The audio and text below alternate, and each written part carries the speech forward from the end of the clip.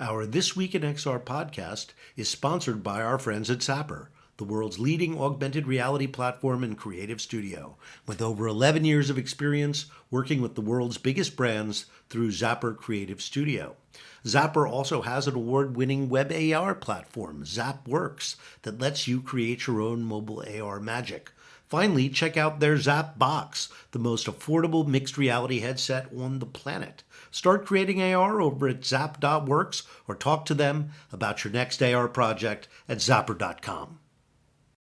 Good morning, everybody. Welcome to This Week in XR. I'm Ted Shulowitz, typically the co-host of This Week in XR, and our fearless leader, Charlie Fink, is the host. And I'm here with Rony Abovitz, former CEO of Magic Leap and big Apple fan, as well as I am.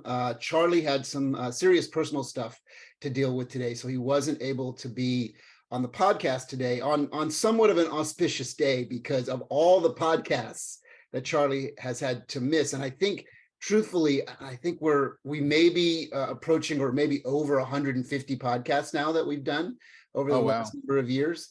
I think Charlie has only missed one. I've missed a few because of work stuff and personal stuff, like, this pesky little heart thing that I had. Yeah, that minor thing where you get heart surgery. But other than that, Charlie and I have been very much, this has been an important part of our lives. And since you've joined and you're in many podcasts now, I think this has become an important part of your weekly experience. So it's just going to be the two of us. We have a guest who's also been deeply involved in the virtual reality world, and I think the Apple world too, Ed Saatchi, who runs a company called Fable. He and I actually just talked last week about his new venture that's related to AI.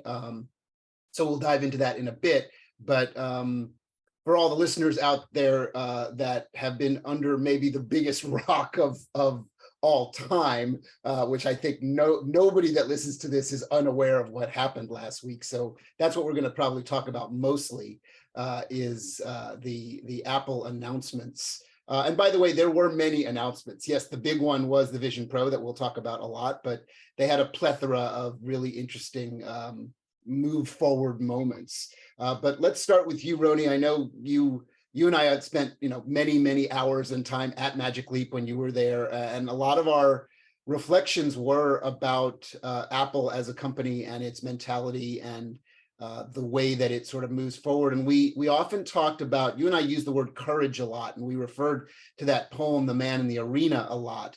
And to me, there was a moment a couple of days ago this week when Apple did their big keynote, and I felt that courage and that man in the arena moment with, my, of course, level of critique and interest on what's right and what's wrong about this. But before I dive into my personal journey, I want you to maybe give a little bit about your personal journey and what you think about the announcements from a few days ago. Yeah, let me start with the positive part, right? I think the simple act of Apple entering the spatial computing XR space was very important for everyone in the field, because I think them not entering put a shadow and an overhang, and they have just immense market and brand power, and everyone's known that for a while. They just have it. And the fact that they were holding back made, I think, many analysts and investors think this is not real, or this is like a peripheral. And even with Facebook, $1 trillion company, or formerly $1 trillion company known as Facebook, becoming a multi-$100 billion company now known as Meta, rebranding around this idea of the metaverse and XR. Mark, I think, thought he could move the needle, but it didn't, right? It actually fell backwards, and people entered a crypto XR metaverse winter for about a year. And it was like, everyone's like, it's all about AI, and AI is super important, and AI is a big part of it. But I think Apple making such a big deal this week about the future of computing and stating that over and over again. First of all, I think signal to developers, investors, analysts, we're there. This is the beginning of the market getting very real, right? Very, very real. And an Apple wouldn't have spent so much money and so much time if they don't believe ultimately this is like a billion user markets over time, not on Gen 1, over 5, 6, 7, even 10 generations, right? We're on iPhone, 14 or something, or 15, Yeah. Apple Watch 6 or 7. So I think if you understand the journey, it was a really big deal for the whole industry. And I think they have the brand power to like move, media, developers, investors, all, even with the skeptics, like, don't think about the Gen 1 only, think about what it means in the overall trend of this market. So I mean, Charlie, what do you think? Sorry, Ted, what do you think about that? Yeah. Well, it says Charlie Pink on your thing. I'm like, you're so wait, used to it, right? Exactly. yeah. Well, So Ted, what do you think about that? I have been talking about this almost nonstop with my team at Paramount and others around the world since the announcements, and I have almost too many thoughts to go into, so I didn't kind of even know where to start. But I think maybe the first thing to start, and this is something I've mentioned on the podcast and to a lot of my friends that ask me about my connection to Apple, I said the thing you have to note about Apple is Apple very rarely, and we might even actually say the word never, does anything truly first. Apple is really, really good at watching a sector, learning about what its potential use cases and value points are, and watching how unrefined a new sector can be, and how many companies will throw huge amounts of dollars at trying to figure it out without being able to really get to a refinement point, or what I like to refer to as a polish point. So think about everyone else in the business as like gathering the rocks in the river, and Apple kind of like watches everybody else gather the rocks in the river, including other, very, very large valuation companies, not just little startups, right?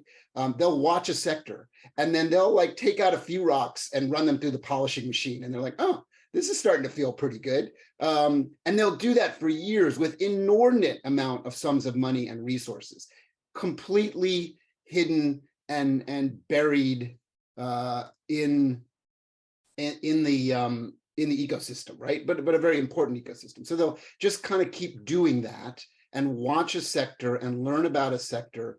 And when they feel like they're ready to bring something to market, they will bring a first gen product to market. So that's kind of what Apple's MO is, right?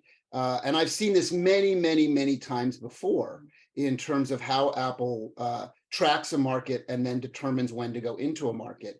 And very often their first foray into a market, they go to a very safe place where Apple knows how to bring something new into the market and then talk about all the use cases for it that are really comfortable for Apple, things that Apple has done many, many times successfully. So that's kind of what they showed, right? They didn't really mention the word virtual reality. They didn't mention sort of immersive entertainment or immersive worlds very much. They showed very, like, I guess we would call pedestrian use cases with incredible design and preciseness and polish in terms of the UI, the level of technology that went into it. In addition, they're completely non-price sensitive right now, right? This is really a luxury goods item, if you think about it. It is really for early adopters and people that have plenty of capital to spend on something that is relatively expensive for the marketplace, because they know that a first gen product is not Apple's long goal. They're playing a long game here,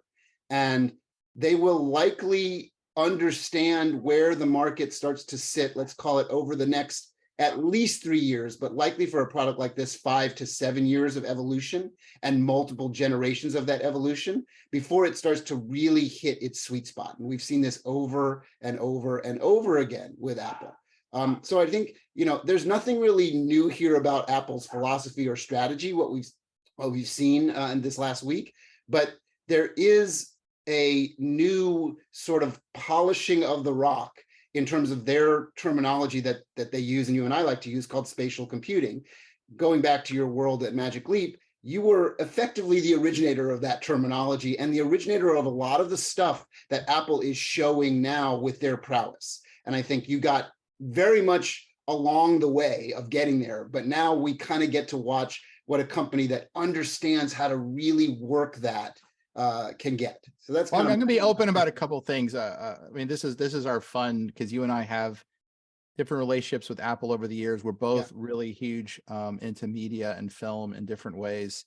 So I'm going to talk about an out of body experience though. So like, I grew up on Apple. I grew up with the first Mac, got the first Mac 128.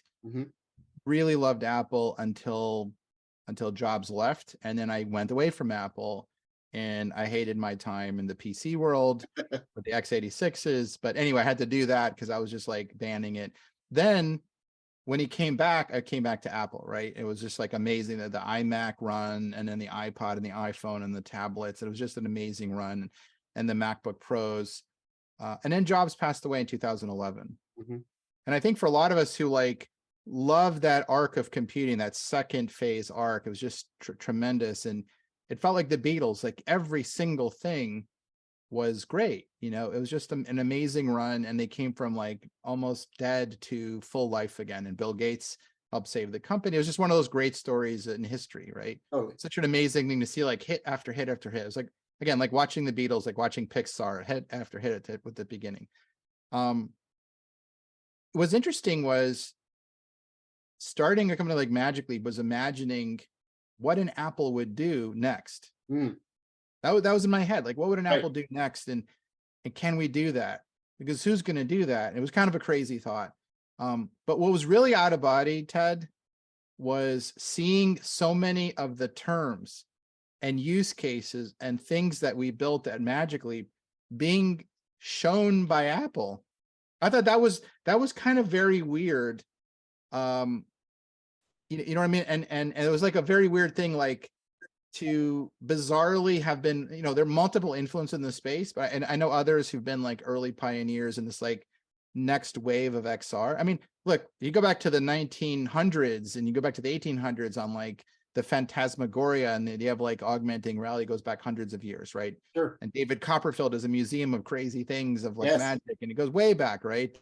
And the magic lanterns, but like this kind of current wave, which I think we were part of, HoloLens was part of, Oculus was part of, everyone who was part of that saw all of their work. It was like a greatest hits album.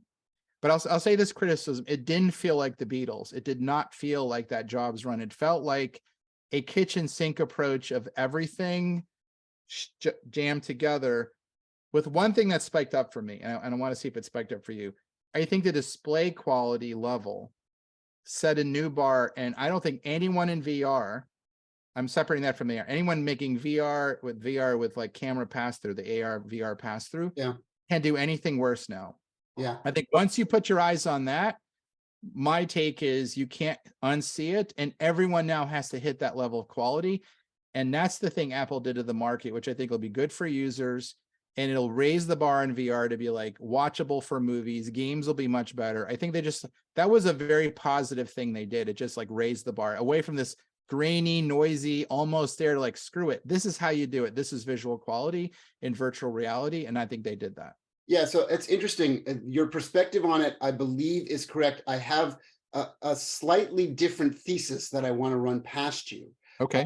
About, and now let's bring into the conversations our friends at Meta, right? Who have really been a pioneering effort in bringing virtual reality to the masses and putting huge amounts of capital and resources in a long-term belief structure. For whatever you think of Mark Zuckerberg and all the people that work at Meta and the pros and cons of that company, he believes in the sector, right? More than the sector, and he is really a missionary for the sector. Like, you know, no one other than Meta has put the amount of resources and capital into this belief. Ted, I've estimated, if you go back to when they acquired Oculus, 3-point-something billion.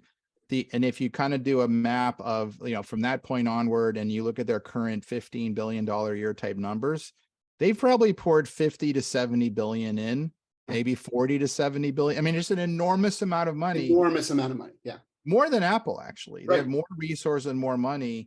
So they got things happening in the back room that maybe did not phase Mark. Right. So when you think about it, you know, going second or third or fifth or eighth is a key advantage for Apple, not just in terms of their ability to polish what everybody else is doing roughly, but to actually spend less money to do it, right? So that's a sidebar. But let's study the week before Apple made their announcement, and that Meta announced their Quest 3, which is a remarkably good device in terms of its evolution. I think they learned a lot from largely what is the miss of the Quest Pro. And sometimes, we actually talked about this on the podcast, I think, your misses in a sector, if you learn from them and learn how to correct from them, can be more important than your successes in a sector. Here's the problem, though. with with Apple raising the bar to 4K plus per eye. Yeah. I wonder if it makes sense on the Quest 3 to be shipping without that, because it's going to be a disappointment on that level. And that is so much of what these systems are about, the visual quality. Like, if my guess is the thing after the Quest 3 will get there. They will source 4K plus per eye displays from somebody, and that'll be awesome. But now they're going to be below that, and everyone's going to talk about that.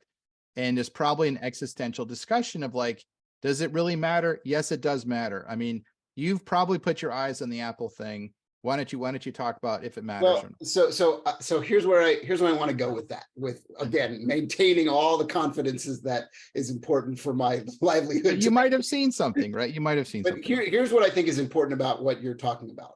So I largely agree with you that the visual quality, the visual fidelity, and the user experience of how they worked their gesture stuff, and how smart they were to put cameras on the bottom of the device so that where your hands want to be comfortably is where you will pick up those sensors.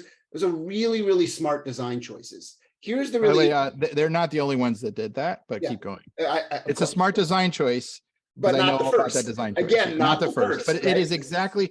By the way, just to point out why that's a good design choice, with HoloLens, moving your hand around, it was exhausting. Energy. So what you put your hand in, the resting state makes sense. Right. Others discovered that. Someone will figure that out in the IP landscape one day, but they were very smart to also make that decision. Yes. That is the right decision for gesture. Yes. I mean, I was an early HoloLens user, both Gen 1 and Gen 2. This doesn't work kind of. And the gestures on the Gen 2 were really good. They put a lot of cameras on it, but eventually it was like a torture test, because to make it work, you had to hold your hands up so long that all you wanted to do was set them down. So Apple learned from that. Again, that's a polishing thing. But here's the key point that I really want to get your opinion on. The delta of price and visual quality is something that needs to be thought about. So when I use my Quest 2 today, and my Quest Pro a little bit today, but I use my Quest 2 more than my Quest Pro, the visual fidelity that they've been able to accomplish with the screen smoothing and the level of the LCD panels and the lenses that they've developed for an extraordinarily low price is actually pretty good. The screen door effect is very minute now. You know, when you go back to the early riffs and stuff, it was like, we saw the promise of this, but the screen door effect was horrific. Like snow. But hold on. Let me go through the thesis here, and then I want you to give your opinion. So I've watched videos on a Quest 2. It's completely acceptable. I play lots of games on a Quest 2. It's completely acceptable, and the fidelity is good. Not off the charts amazing, but good. Now, here's today's question. This might not be a tomorrow question. The delta between a $3,500 device plus tax. So remember, we're talking about a $4,000 purchase, right? Compared to a Quest 3, which will be sub $500, a Quest 2, I think going to be sub $300 for the entry level one. You're talking about an Apple device that is 10x or 11x the price, and is just talking about visual quality, not the whole experience. But the visual quality between a Quest 2 and a Quest 3, which will likely be a little better than a Quest 2 and even a Quest Pro, I think there will be a distinct difference. But the question is it enough today to justify a 10x delta in the price? It's a bit like asking the question of, is an 8K TV, which is still fairly exotic to purchase, that much better than a 4K TV, which has now become a consumer durable? Now, eventually an 8K TV will become just as cheap as a 4K TV, and then there will be no decision to be made. But today, that's the question that I'm going to ask. And here's the thing, Charlie, Meta some credit. Like getting to 4K television, 4K is brilliant for TVs, you know, this retina resolution on your laptop, on your phone. Everyone's kind of used to that right now across everything. Apple now crossed that line in VR with their Pro, right? Here's the question for Meta. I'll give you my perspective. Apple has a lot of people that are competing with it. There's Samsung, LG, many companies around the world are not benefiting from Apple winning. If I was Meta, I would be running around the world at high speed, trying to figure out a way to source one change to whatever about to ship next and put 4K per eye. Yeah. The reason I think once you cross that line, it is a big deal, right? I don't think you need to go to 8K right away. You got a lot of time, but 4K buys you 5, 7 years, Mm. right? But as long as you're below 4K, you're in this world of noise and not quite good enough. But when you hit 4K, for every gamer, for every media company, for everybody, suddenly at that price point, whatever Meta ships as a Quest 4K, Yeah. that is incredibly competitive, because now you're like opening up the door to everything you want, right? You don't have to have all the other features Apple does, but the one thing I would not drop on, and I would not waste any second, I would be combing the planet right now trying to source a 4K per eye display and shove that into that system and ship that in the fall. So yeah, so if you were, That means game on. That would be very, by the way, that's good for the users. It's good for the market. And there's factories in Japan, Korea, China, who from today in June could crank something out by October, November. Right. That's the kind of craziness that this market needs to elevate and to step jump. I would not lag behind. Anyway, that's my perspective.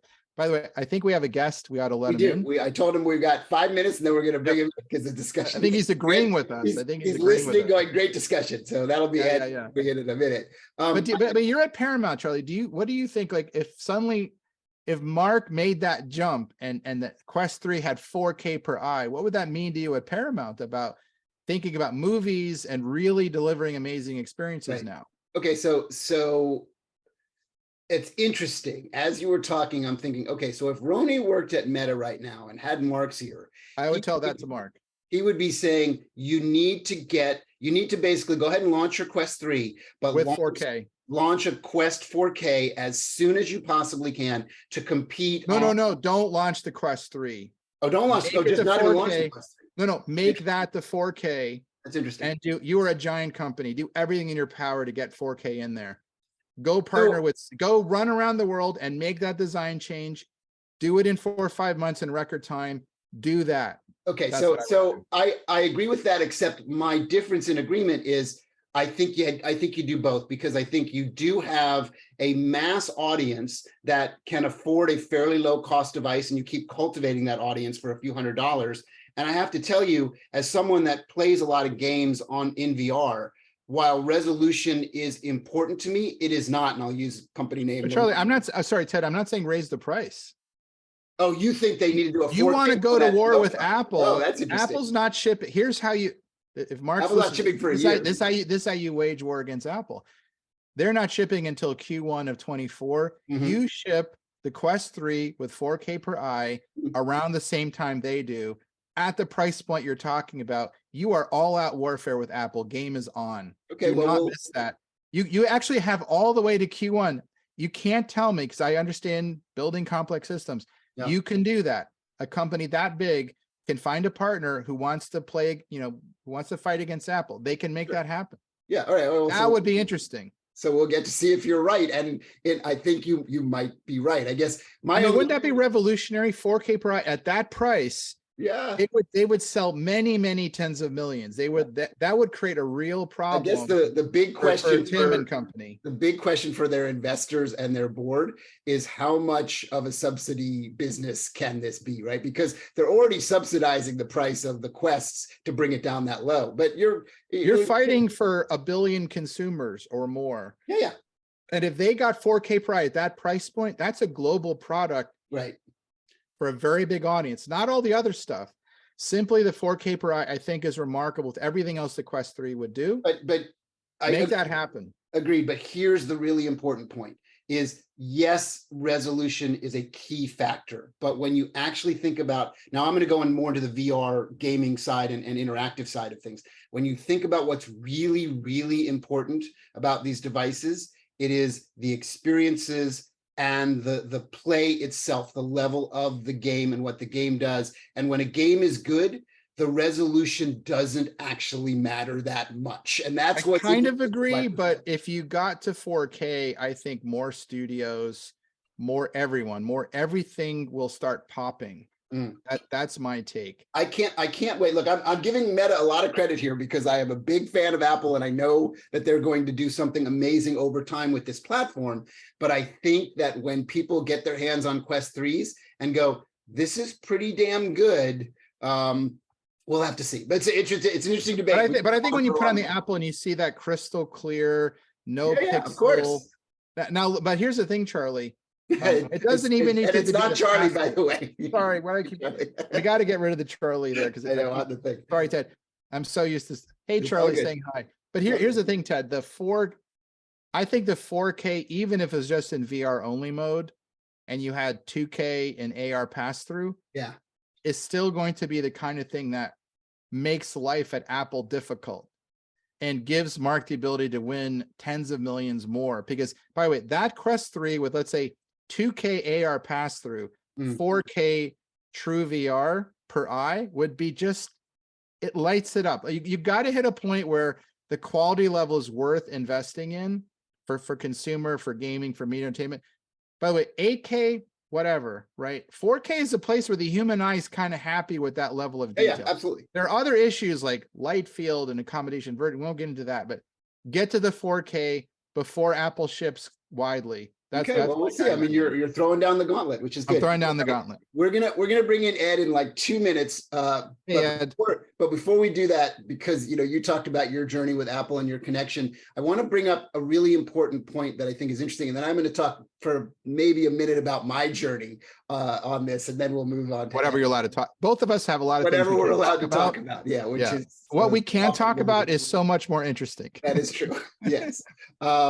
Right. Well, yeah. But I was looking at, that initial sort of price point sticker shock moment. And then I went back and did a quick search because I'm like you, my first Apple was not a Mac. It was pre-Mac. It was an Apple IIc and then an Apple IIe. I go all the way back to when I was a much, much younger version of myself. And my parents bought me my first Apple computer. And I used it to write scripts on and stuff, and, multiple floppy disks that were actually floppy. And, the minute we had to get an 8K RAM upgrade in it, it was a whole thing, right? It was amazing. But my first Mac was, the initial Mac, and I did a quick search on what it cost to buy a Mac. It was $2,500 at that time frame. So extrapolate that today cost-wise, that would be around $7,000 to buy that level of technology today. By the way, I'm so glad you brought that up because this Vision Pro is not an iPhone moment. It is a Apple II Correct. moment. It is a Mac moment. Absolutely. It is a Mac moment. It is, we're far in their parlance. We are 20 years away in that cycle from the iPhone moment. Okay, so here's a quick 30 seconds because I know we're running long. So my certainly euphoria of watching that Apple presentation go down was a great moment for me because I've been able to live it many, many times. But in my life, I lived almost all of them in person. I was there when they launched the iPod and the That's cool. The iPhone. I was right there in the front row, with Steve watching that go down. I was there when he launched the first iMacs, the Bondi Blue. I was there when he launched the second gen, the yellow and the purple one. I was there when he launched all these things. And then I kind of went through my collection, and this, because of my heart stuff, I wasn't allowed to travel yet. So I wasn't able to be there in person. But like last year, this was the little swag giveaway that they had for that event. So I have that and I'm drinking out of that. And then I went back in time to my little crazy museum and pulled, and I think I was trying to remember which was the actual original one. I think this was the very first iPhone. And the pre-4G, right? The 3G. Yeah. So I was there for all that. And then, all these different evolutions and some of the weird, like so early tries, but misses. Like, do you recognize this thing? Oh, for those that are just listening and not watching on YouTube, this was Apple's very first attempt at a Bluetooth headset. And when everyone else was wearing these huge, clunky, ridiculous Borg-like things, they came up with this tiny little thing that went in your ear that looked so cool. The problem was it sounded terrible. It didn't work well, so it failed, right?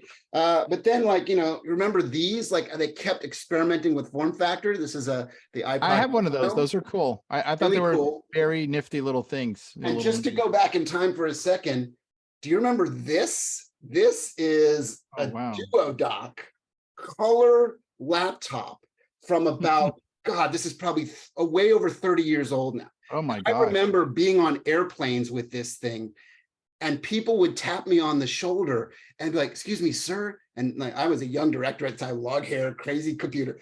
And they'd look at this color screen, vibrant color screen, when everybody else had a laptop that was this thick with like a amber, remember those amber laptops? And they'd be like, "Is that a computer?"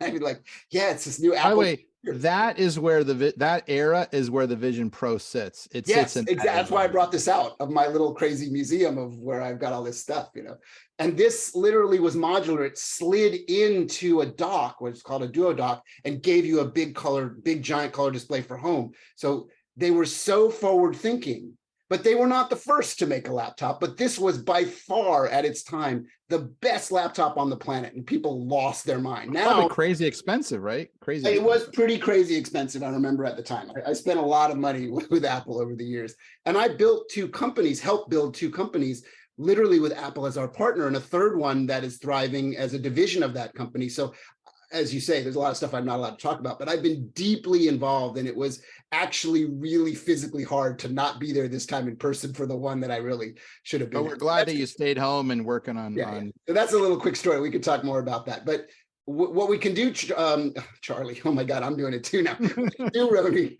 is we'll bring Ed in. I'm sure everyone's Charlie today. We're all Charlie today. Yeah, exactly. I'm sure he's got lots of opinions on what we talked about. We want to talk about. Let's get Ed in here. And then we can loop back around and talk some more if we want. So now I have to figure out how to do this.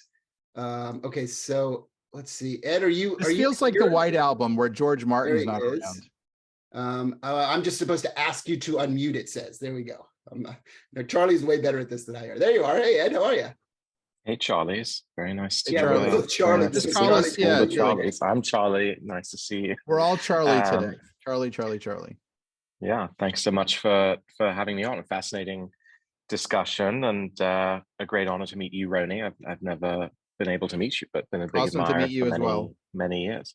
Well, thanks for listening in at our rants and raves here for the last 20 minutes. Well, Ted, do you want to, or Ted, Charlie, do you want to introduce our so Ed and I know each other really well. By the way, I'm very happy to see your AirPods in. So you're representing the Apple culture, and I know you've been deep in the world of Apple as well. Ed and I have known each other through multiple generations of watching this VR thing lay out, not just from a pure gaming standpoint, but from what his area of exploring storytellers and storytelling in virtual reality mediums have been. He's a real pioneer in that area, so it's going to be a very interesting conversation. He did some really interesting things with this company called Fable that created a virtual character way before the fervor of what we call AI today, and was experimenting with that, brought it out to a lot of the festivals and a lot of places where you can see it. And I believe you can get it just on the Oculus store right now. Anybody can interact with Lucy, right? Am I correct about that? That's right, yeah. And then he's got some new stuff to talk about that he and I just had an interesting conversation about last week. So everything is kind of coming in full circle. So that's a bit of an introduction. I'm sure I've missed a lot of things that you want to bring up, but feel free to dive in, Ed, as you like. No, that's great. I was at Oculus for about 5 years, and that's where I first met you, Ted, and created Oculus Story Studio. And my sort of sense, just to what you guys were talking about, was that if someone had pitched what we saw on Monday to us at Oculus, I think they would have been fired. In that it was such a completely... It's a very candid comment. I appreciate that. That's really interesting. Well, but what's weird is that I actually loved it. So, it was completely flat. They had no interest in saying you can go into new worlds. It was such a different point of view, and it actually made me think a little bit about. I originally came to the US to join the Obama campaign, to work on the campaign, and that campaign was based in Chicago. For the first time, a presidential campaign was based outside of DC in order not to be influenced by DC thinking. And I felt watching Apple that even though we all say, and it's true technically, building on giants, and obviously building on the giant of Rony and all the rest, I felt that their obviously very secretive culture meant that I felt we were almost irrelevant, completely irrelevant to their thinking, because they were saying, this is a bigger screen. You had your iPhone, then we gave you the iPad, a much bigger screen than the iPhone. And now we're going to give you an even bigger screen than the iPad. And we're going to give you a bigger TV. And that's it. It's just a bigger screen. You're, in the restroom and you are scrolling your New York Times. Well, now you can scroll it even bigger. You're on your couch watching TV. Now you can watch it even bigger. You're at the desk. Now you can watch it even bigger. All the work I did at Oculus is completely irrelevant to their vision. And all the work that I think every single, not every single, but almost every single company that I know who was very passionate about virtual reality is irrelevant to their vision. So I thought it was completely fascinating. And I actually also thought I would really use this because I'm very sedentary. Yeah. I mean, I'm a little younger than you guys. Maybe I'm even more sedentary than you guys. I just like sitting and lying down. Those are the things I like doing. And I could see myself using this, doing that. And, you know, the Brendan and Nate and Palmer were always trying to get me to stand up, walk forward, do stuff, put my arm up. It's so tiring. I mean, I'm just too old. So I had one question though, because I think you're right, but I also think they don't really believe that. They don't spend that kind of money, the many billions of dollars to get there and all the resources to do that. I think what they were afraid of is Mark rebranding Facebook as Meta, the $700 billion market cap drop, the lack of understanding by the mainstream and many reporters and many analysts to accept new things. I think having Mark burn himself and lose hundreds of billions of dollars for a variety of reasons, I think they watched that and like, we have to ship, but the world is not ready for all this crazy stuff. But they designed something to do those crazy things. Yeah. It could do all those crazy things. And I think what they're going to say is, we'll let developers do that. My guess is in the first half of 24, you're going to see developers do all the wild, crazy things that everyone's wanted to do with beyond 4K per eye. But they're not going to say that as Apple. They're going to let X Studio Y or Paramount or Disney or others push it and go, oh, wow, we didn't know it could do that. Of course they knew it could do that. That thing is so over-engineered. It's got so many sensors, so many cameras, so much computing power. It would let you, what you were trying to do at Story Studio, which I really loved what you were doing, do all that in that device, and I think it'll be breathtaking. Well, here's a way to that's what I think they're up to. Here's a way to distill this down, Ed, and I would love to get your opinion on this because you were so early on with the founders of Oculus, and then Ed has got moved over and bought by Facebook. If you think about like in the most trite way of using Apple's lingo to describe why they did what they did, Apple knew that they had to make good on their terminology of think different, right? And what different was for them in this case was showing that it's not new, but it's a different take on what their friends on the other side of the fence did. Like, imagine if they came out and said, we have this amazing device, it costs a fortune, and look how cool it can play Beat Saber too. People would be like, what? Like, why are you showing us all the stuff that Meta can already do? What they really did was, like I was saying at the beginning of the podcast this week, when they were defining how to launch this product, they needed to define it in a safe space through the Apple lens of what Apple knows how to do good, which is target customers like you that don't want to be so kinetic and play games and run around and kill zombies all day long, that want to watch movies and TV shows and chat with their friends and do all the things you do on your Mac or your iPad. So when I was, when it first came out, and of course I'm getting this crazy amount of texts and people asking, what do you know? What's going on? I was saying, guys, just keep watching. It's a Mac on your face. Okay, that's what it is. Like, at the end of the day, it's a Macintosh computer on your face. And Rony's completely right. It will do all the other things once the app ecosystem starts to lock its horns and get into this. But right now, it just had to launch in the same way that Apple launches everything, with a certain degree of simplicity and refinement and show, which is why they brought Bob Iger out, because Bob Iger also has a safe space for. But Ed, I think this system was made for people like you. I'm giving a keynote talk next week at Annecy, the animation festival. Oh, cool. About this, right? This whole space. But I think about you as a filmmaker who pioneered things like Story Studio. You're working on AI and characters. That playground is not going to be a phone, and it's not. It could be a movie theater, but your real playground is the extensive nature of spatial computing, where you have everything. You have the real world, you have the virtual world. Like, give somebody like you that playground. If you look at the specs of that device, I think it is for people like you they don't want to say what you're going to do. They want to see what you do and put a spotlight on you sometime in 24. Right. And by the way, we're letting Apple completely overtake the conversation now. And Ed, I do not want to do that. I want to make sure that we talk about you a little bit and your trajectory. You started the beginning of the story, but please give our listeners that are like, okay, we got it. Enough about Apple. Tell us a little bit about your journey. This is where we're missing Charlie, right? Charlie would be like, okay, guys. Charlie would be locking us down. Yeah. Give the mic back to Ed. Well, yeah, so I came to join the Obama campaign, created social and data tech for the campaign. And after we won, they said, turn into a startup, we'll be your first client. So I started working with the administration all around kind of surfacing big data, and started working with Kaiser Permanente, the National Health Service, did the re-election campaign. And then after that, we were acquired by the main big data provider in the space, NGP Van. And I worked for them for about 6 months, and then said, I don't enjoy this, and I love virtual reality. So why don't you accelerate me a little bit? And I'd like to move to pursue VR movies. Found some friends from Pixar, and also another friend, Eugene, and created Story Studio, which was then acquired into Oculus and became Oculus Story Studio. And we, we're very passionate about virtual reality movies in real time. And won 2 Primetime Emmys and created Quill, the painting application, Wolves in the Walls, with Lucy. And, that was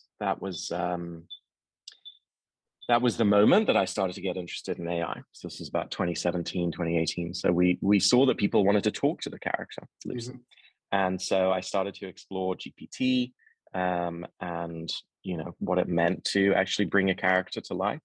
And for the last 5 years at Fable, we've been focused on what we call virtual beings. So essentially, how do you combine synthetic reality and synthetic characters with AI? And more recently, we started off thinking you should make the movie Her, so a one-to-one relationship. But in the last 2.5 years, we've realized that actually isn't the right approach, because then the AI is just a chatbot, a single agent chatbot that's just popping in and out of existence. And then what you need to do is build a simulation. So a society of AIs that are all prompting each other. And that if you make it, once you get into simulations, you're starting to get into game territory. And so we're building a simulation game. But what the players do is actually train AIs. So we've gamified what's called reinforcement learning through human feedback, so that a large simulation can be getting smarter and smarter. The gamers are playing it. They feel as though they're playing a sort of Westworld simulation strategy game, but they're also training AIs, and the AIs are prompting each other. And that means that we host the Virtual Being Summit on Wednesday, and Will Wright, we did a fireside chat around simulations, and it was interesting. He was saying, when you're playing a video game with someone and the person says, I've got to go, my mum is calling me, sorry, that's a good signal to you, this is a real person. But I don't think it should be. I think we should move on to AIs having families, having real lives, so that they can say to you, God, instead of saying to you, I'm so sorry, your mum's dead, here are some whatever crisis hotlines, they would say, God, when I lost my mum, I was also devastated, and it really created a great hole in the family unit. Is that how you feel? So that's what I want, is a true simulation. And my theory is, as someone who's been trying to bring characters to life for many years, is that by building a society of 1 million AIs, we might be able to get to one truly intelligent AI. So our vision shifted from the movie Her to Free Guy, Westworld, that a society is actually the way to get to true AGI. Yeah, it's and the gamers may be the path to AGI. It's interesting you bring up the movie Free Guy, because I think it is such a great movie, really good movie that is underrated and under talked about. It's very much in the sort of vein of that kind of overt comedy of Deadpool and these other things like it, but it has such interesting thematics for people like us Totally. thinking about the evolution of storytelling. And what if all of these just dead-eyed computer-generated non-player characters could actually have real stories behind them and real lives behind them, that if you were intrigued by this one that maybe only a small portion are intrigued by, you could go down that rabbit hole and other people's could go down other rabbit holes, and you start to build this interesting tapestry of where games can go. Also that we've got these massive companies telling us, you know, you can't touch us, we're going to get to AGI because we've got $100 billion. But what Free Guy posits is that maybe actually gamers are the path to AGI. That if you can crowdsource, incentivize, and gamify training, then a community of gamers, competitive gamers, might be able to get to AGI faster than the academics and than the massive companies who are telling us that the creation of life is a function of Moore's law. I think it's going to be much wilder and unpredictable, and, you know, come out of a community, a bottom-up community. Yeah. I hope so. Rony, have you seen the movie Free Guy? Yeah, no, I totally agree with you guys. It's one of the great important films. If you care about Totally, this, right? It really is. Yeah, we're all in agreement. Underrated for that because it's and so funny. One thing I'd love to get your take on. I basically think of all of this. I think there's a branching, and tell me if you think this is right. There's a branching from film and books and music into a higher order thing I call story world. People have used the word story world. I have a particular definition. I'm going to talk about that next week at Annecy. And I think it's markedly different from a gaming world. They might blur into each other, but I feel like Ready Player One, what Epic is doing, is really dialed in on building an immense immersive gaming world that's just going to get more and more awesome. And I think game dynamics and all of that are very important as like gamer culture. But I think story worlds are different. Because I think a book is not a game. You don't read a book to gamify it, right? You don't listen to music. There's something else you get from music, book, great films, French New Wave films. It's not a game, right? And I think those things can also ascend to these immersive, endless, infinitely interesting environments. And I love the work you're doing with sort of virtual characters, because I posited a test I call the Kyoto test. Like one day, the three of us will be in some device. We don't have to name whose brand. And we will spend many hours or days in it, and we won't know that it wasn't real. And your interaction with those characters will feel like you went to Paris, like you went to Tokyo, or you went to Kyoto, and you met real people. You had amazing discussions, and you learned all this rich cultural stuff. And those are not real people, right? In the same way, the depth of a character in a movie, you feel like I know those people, that because an author poured their soul into it. It's not an NPC. I think there's something like that that's going to evolve. You've immediately gotten to the, so we sort of had this problem of, okay, one-to-one isn't very good. You know, how do we get beyond just this one-to-one AI chatbot? Okay, we'll make a simulation that'll continuously prompt, and it'll be really interesting, and they'll have stuff that they do. But very quickly you come on the next problem, because in the movie Free Guy, if you remember, the AI's lives were very repetitive, boring, not interesting. And even if you get to the sophistication of The Sims 4, which is a sophisticated game, the stories are very dull. So we created the AI showrunner to constantly create episodes. So bear with me for a second, but imagine Truman Show or Westworld. You can't watch those things for 24/7, but you could watch a highlights of what happened to the character each week. And that would be analogous to a TV show, right? Like how Friends sort of feels like what happens each week. So the showrunner generates an episode of what's going to happen to these characters based on the tropes and formulas of TV shows. So if they're doctors, they'll work at ER for show. If they're cops, they'll work at NYPD Blue. If they're friends, they'll be in Friends. And that's going to prompt a lot of what happens in the simulation that week. So we had to solve infinite story in a way that you're talking about. So each AI is sort of, you know, a character in a TV show, sort of essentially trapped in a TV show forever, with interesting new episodes coming out all the time. Okay, right? so like Ed and Rony, I'm gonna make a book recommendation for the two of you, and then for all the listeners, and for Charlie, who is away this week, to read if you haven't read it yet or don't know of it.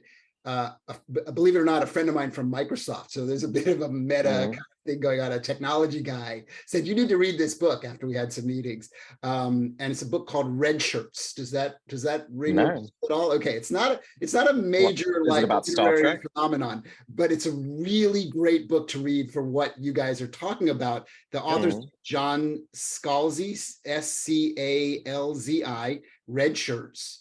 And as you might imagine, they're making comedic reference to what we call the red shirt phenomenon in Star Trek, where whenever you saw in the original series a guy with a red shirt on that you didn't know from any other episode of the show, you know he was the sacrificial lamb. He was the one that was going to die. This is a whole book, comedy, thoughtful narrative about. I'm going to get it. Yes. Yeah. Winner of the Hugo Award for Best Novel, which is quite it is fascinating. Award. It's really funny, and it's very thought-provoking. So like when you're talking about this, of course, I work for the company that makes Star Trek, right? So I have to be I have to disclose I work for the company that makes Star Trek. But what you're talking about in my lens and in my sort of viewpoint and language is you are, and there are many people that are trying to do this, but I think you're doing it in such a thoughtful, interesting way. You're trying to make the holodeck real. The idea of fiction that starts to feel so real that it can pull your emotions and connect you to characters, not just gameplay mechanics, not just shooting up people or, reacting or solving a puzzle, but actually feeling like it's real, like it's really happening to you. Would you say that's an accurate description of what you're doing? Yeah, totally. And, we're so excited to I think we figured out infinite story, and to say, because others are trying this, we really did try that path of like, well, what if we just abstractly try to decode what story is and its archetypes and Joseph Campbell and all that. And we feel that actually the way to do it is just TV. The TV is the cannot wait for you to solution. read Red Shirts. You're going to lose your mind when you read it. You're going to be figured out how to just tell endless stories that thousands of hours of content that you would consume and that is genuinely interesting and doesn't feel repetitive, even though it is. So I think TV is the solution. And just actually yesterday, I was watching myself in South Park, because we've been doing it illegally with South Park. And we have an episode where I'm in fan fiction. We've created some fan fiction, so the AI showrunner can generate. Sorry, one second.